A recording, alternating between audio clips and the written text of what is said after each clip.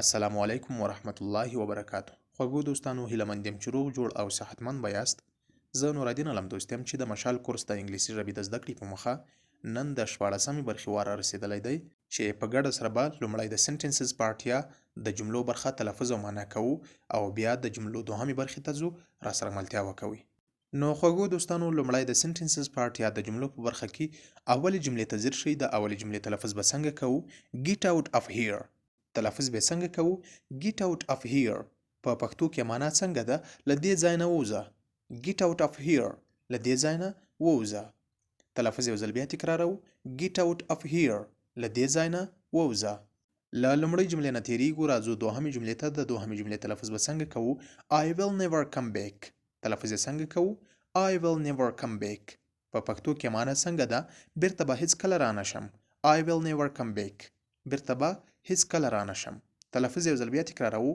I will never come back. بیرته به هیڅ کله را نشم. له دوهمې جملې نه هم تیریږو راځو درېیمې جملې ته. د درېیمې جملې تلفظ به څنګه کوو؟ get away out of my face. تلفظ به څنګه کوو؟ get away out of my face. په پښتو کې معنا څنګه ده؟ زما له مخې لرې شه. get away out of my face. زما له مخې لرې شه. تلفظ یو ځل بیا تکراروو. get away out of my face. زما له مخې لرې شه. له درېیمې جملې نه هم تیریږو راځو څلورمې جملې ته. د څلورمې جملې تلفظ به څنګه کوو؟ I will leave you the message. تلفظ یې څنګه کوو؟ I will leave you the message. په پښتو کې معنا څنګه ده؟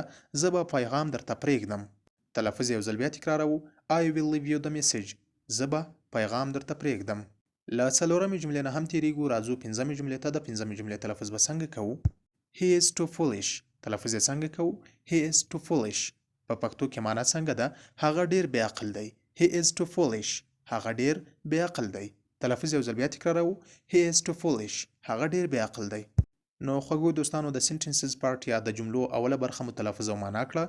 ځو د جملو دوهمې برخې ته راسره ملتیا وکوئ. نو خوږو دوستانو د سنټنسز پارت یا د جملو دوهمې برخې ته هم ښه راغلاست درته وایم. راځو د سنټنسز پارت یا د جملو په دوهمه برخه کې اولې کلمې ته ځیر شئ. د اولې کلمې تلفظ به څنګه کوو؟ You look for your profit. تلفظ یې څنګه کوو؟ You look for your profit. په پښتو کې معنا څنګه ده؟ ته پکې خپله ګټه لټوې. You look for your profit. ته پکې خپله ګټه لټوې. تلفظ یو ځل بیا تکراروو. You look for your profit. ته پکې خپله ګټه لټوې. له اولې جملې نه تیریږو راځو دوهمې جملې ته. د دوهمې جملې تلفظ به څنګه کوو؟ Business has the loss and profit. تلفظ یې څنګه کوو؟ Business has the loss and profit. په پښتو کې معنا څنګه ده؟ کاروبار ګټه او تاوان لري. تلفظ یو ځل بیا کوو. Business has the loss and profit. کاروبار ګټه او تاوان لري. له دوهمې جملې نه هم تیریږو راځو درېیمې جملې ته. د درېیمې جملې تلفظ به څنګه کوو؟ Beat the egg. تلفظ یې څنګه کوو؟ Beat the egg. په پښتو کې معنا څنګه ده؟ هګۍ ماته کړه. Beat the egg. هګۍ ماته کړه. له درېیمې جملې نه هم تیریږو راځو څلورمې جملې ته. د څلورمې جملې تلفظ به څنګه کوو؟ Don't drop me. تلفظ یې څنګه کوو؟ Don't drop me. په پښتو کې معنا څنګه ده؟ ومې نه غورځوې. Don't drop me. ومې نه غورځوې. تلفظ یو ځل بیا تکراروو. Don't drop me. ومې نه غورځوې. له څلورمې جملې نه هم تیریږو راځو پنځمې جملې ته. د پنځمې جملې تلفظ به څنګه کوو؟ Keep eyes open. تلفظ یې څنګه کوو؟ Keep eyes open. په پښتو کې معنا څنګه ده؟ بیدار اوسه یا ویښ اوسه. تلفظ یو ځل بیا تکراروو. Keep eyes open.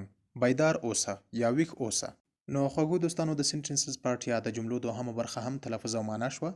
زو د درس په جریان کې دوهمې برخې ته چې د ورډز پارت یا د لغاتونو برخه ده راسره ملتیا وکوئ. نو خوږو دوستانو د ورډز پارت یا د لغاتونو برخې ته هم ښه راغلاست درته وایم. د لغاتونو په برخه کې اول لغت ته ځیر شئ. د اول لغت تلفظ به څنګه کوو؟ کلیرک. تلفظ یې څنګه کوو؟ کلیرک. په پښتو کې معنا منشي یا لیکونکی. KLERK. کلیرک د منشي یا لیکونکي په معنا ده. له اول لغت نه تیریږو راځو دوهم لغت ته. د دوهم لغت تلفظ به څنګه کوو؟ ریسک. تلفظ یې څنګه کوو؟ ریسک. په پښتو کې معنا خطر. RISK. ریسک د خطر په معنا ده. له دوهم لغت نه هم تیریږو راځو درېیم لغت ته. د درېیم لغت تلفظ به څنګه کوو؟ یت. تلفظ یې څنګه کوو؟ یت. په پښتو کې معنا څنګه ده؟ تر اوسه. YET. یت تر اوسه معنا ورکوي. له درېیم لغت نه هم تیریږو راځو څلورم لغت ته. د څلورم لغت تلفظ به څنګه کوو؟ clothes. تلفظ یې څنګه کوو؟ clothes. په پښتو کې معنا څنګه ده؟ کالی یا جامې CLOTHES clothes د کالی یا جامو په معنا ده. له څلورم لغت نه هم تیریږو راځو پنځم لغت ته. د پنځم لغت تلفظ به څنګه کوو؟ کمیونټي تلفظ یې څنګه کوو؟ کمیونټي په پښتو کې معنا ټولنه COMMUNITY کمیونټي د ټولنې په معنا ده. نو خوږو دوستانو د ورډز پارټ یا د لغاتونو په برخه کې مو اول لاین تلفظ او معنا کړ. ځو د لغاتونو په برخه کې دوهم لاین ته اوړو. په دوهم لاین کې اول لغت ته ځیر شئ. دا اول لغت تلفظ به څنګه کوو؟ ډاینر تلفظ یې څنګه کوو؟ ډاینر ماښامنۍ ته وایي. DINNER ډاینر د ماښامنۍ په معنا ده. په دوهم لاین کې له اول لغت نه تیریږو راځو دوهم لغت ته. د دوهم لغت تلفظ به څنګه کوو؟ end تلفظ یې څنګه کوو؟ end په پښتو کې معنا څنګه ده؟ آخر یا پای. end آخر یا د پای په معنا ده. END end آخر یا پای ته وایي. په دوهم لاین کې له دوهم لغت نه هم تیریږو راځو دریم لغت ته. د دریم لغت تلفظ به څنګه کوو؟ exchange تلفظ یې څنګه کوو؟ exchange په پښتو کې معنا بدلول. EXCHANGE exchange د بدلولو په معنا ده. له دریم لغت نه هم تیریږو راځو څلورم لغت ته. په دوهم لاین کې د څلورم لغت تلفظ به څنګه کوو؟ family تلفظ یې څنګه کوو؟